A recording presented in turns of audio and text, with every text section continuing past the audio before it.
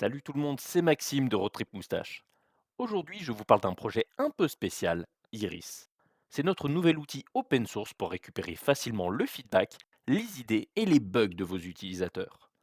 On voulait un truc simple, joli et surtout utile. Alors on l'a construit nous-mêmes et maintenant on le partage avec vous. Je vais vous montrer comment ça marche, pourquoi on l'a créé et comment vous pouvez l'utiliser dans vos propres projets. Allez, c'est parti. Iris est né d'un besoin pour une autre de nos applications, Guide Nestor. Le projet est déployé depuis peu et on souhaitait avoir une plateforme pour permettre aux utilisateurs de Guide Nestor de pouvoir nous remonter des informations, que ce soit des feedbacks, des bugs ou des demandes d'amélioration. On voulait aussi que ça soit centralisé afin de faciliter le suivi de notre part, rendre ça visible aux utilisateurs, mais aussi leur permettre de voter afin d'aider à prioriser les fonctionnalités qui les intéressent le plus. Cependant, afin qu'Iris puisse s'intégrer à Guide Nestor, il y a deux choses qui nous paraissaient incontournables.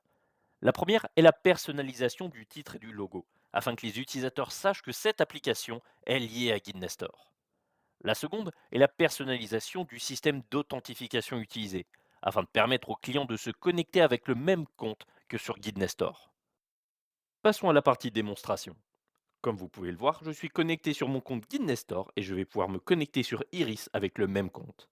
Une fois connecté, vous arrivez sur la liste des idées qui ont été remontées. Comme vous pouvez voir, chacune a un titre, une date de création, un nombre de votes et un type, qui va être soit bug, soit amélioration.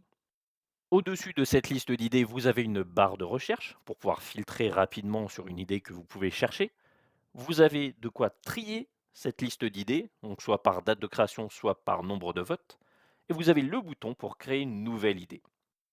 Tout en haut, vous avez la barre de navigation.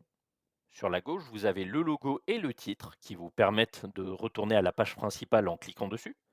Sur la droite, vous avez une liste déroulante pour pouvoir changer la langue et vous avez le bouton pour vous déconnecter. Dans cette barre, vous pouvez aussi trouver, si vous êtes administrateur, le bouton Admin qui vous permettra d'accéder au panel d'administration. Et en cliquant sur le titre d'une idée, vous accédez à son détail avec sa description, potentiellement des pièces jointes et des commentaires. Comme vous l'avez compris, ça va permettre aux gens d'échanger, de venir donner des précisions et de donner différents détails qui vous permettront de créer des fonctionnalités bien plus adaptées.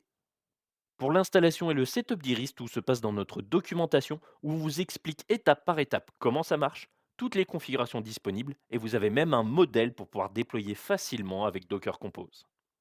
Donc voilà, c'était un tour de présentation d'Iris. Tous les liens concernant la documentation, les images Docker et les repos Git sont dans la description. Si vous voulez voir une vidéo avec plus de détails techniques, n'hésitez pas à le mentionner dans les commentaires. En tout cas, n'hésitez pas à vous abonner, mettre un like ou un commentaire pour nous soutenir.